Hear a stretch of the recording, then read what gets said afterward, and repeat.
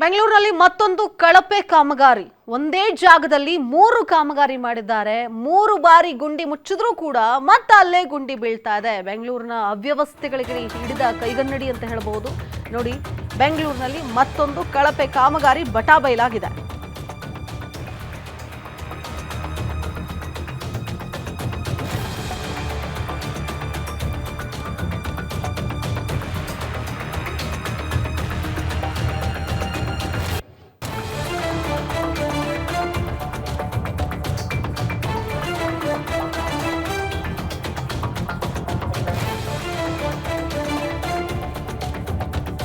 ಒಂದೇ ಜಾಗದಲ್ಲಿ 3 ಬಾರಿ ಕಾಮಗಾರಿ ಮಾಡಿದ್ದಾರೆ. ಎಷ್ಟು ಮುಚ್ಚಿದ್ರು ಹಂಗೆ ಗುಂಡಿ ಬೀಳ್ತಾನೆ ಇದೆ. ಅದು 3 ಬಾರಿ ಗುಂಡಿ ಮುಚ್ಚಿದ್ರು ಕೂಡ ಮತ್ತಲ್ಲೇ ಗುಂಡಿ ಬೀಳ್ತಾ ಇದೆ ಅಂತಂದ್ರೆ ಎಷ್ಟರ ಮಟ್ಟಿಗೆ ಸ್ಟ್ರಾಂಗ್ ಆಗಿ ಇವರು ಈ ಕಾಮಗಾರಿ ಮಾಡ್ತಾ ಇದ್ದಾರೆ ಅನ್ನೋದು ಇದರಲ್ಲೇ ಗೊತ್ತಾಗುತ್ತೆ. KR ಮಾರುಕಟ್ಟೆ ಫ್ಲೈಓವರ್ ಮೇಲೆ ಮತ್ತೆ ಬಿದ್ದಿದೆ ಗುಂಡಿ.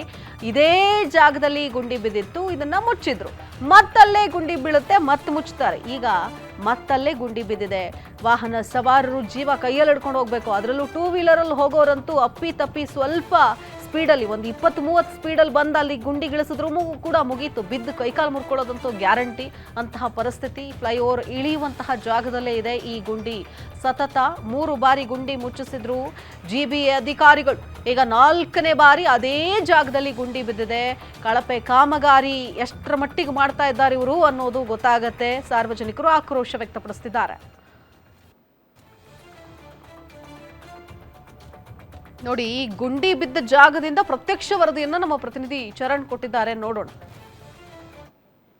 ಸಿಲಿಕಾನ್ ಸಿಟಿಯಲ್ಲಿ ಕಳಪೆ ಕಾಮಗಾರಿಗೆ GBA ಅಧಿಕಾರಿಗಳು ಮತ್ತು GBA ಕೈಗನ್ನಡಿ ಅಂತಿದೆ. ಇದಕ್ಕೆ ಉದಾಹರಣೆ ಅಂತಿರೋದು ಸದ್ಯ ಗಮನಿಸ್ತಾ ಇರಬಹುದು. ನಾನೀಗ KR ಮಾರ್ಕೆಟ್ನ ಫ್ಲೈಓವರ್ ಮೇಲೆ ಇದ್ದೀನಿ. ಕಳೆದ 3 ಬಾರಿ ಈ ಒಂದು ರಸ್ತೆಯಲ್ಲಿ ಸಂಪೂರ್ಣವಾಗಿ ರಸ್ತೆ ಗುಂಡಿ ಬಿದ್ದು ಅನೇಕ ಸಮಸ್ಯೆಗಳು ಉಂಟಾಗಿತ್ತು. ಅದೇ ರೀತಿಯಾಗಿ 4ನೇ ಬಾರಿ ಕೂಡ ಇದೀಗ ರಸ್ತೆ ಕಾಮಗಾರಿಯ ಬಣ್ಣ ಬಯಲಾಗ್ತಾ ಇರುವಂಥದ್ದು. 3 ಬಾರಿ ಕಾಮಗಾರಿ ಮಾಡಿದ್ರು ಕೂಡ 4ನೇ ಬಾರಿಗೆ ಈಗ ಅದೇ ಜಾಗದಲ್ಲಿ ರಸ್ತೆ ಕಿತ್ತು ಬರ್ತಾ ಇರುವಂಥದ್ದು.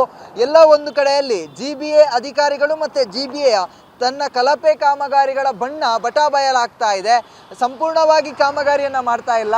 ಪ್ಯಾಚ್ ವರ್ಕನ್ನು ಮಾಡುವ ಮೂಲಕ ಅದನ್ನು ಅರ್ಧಂಬರ್ಧ ಕೆಲಸ ಮಾಡುವ ಕೆಲಸವನ್ನು ಮಾಡ್ತಾ ಇದ್ದಾರೆ.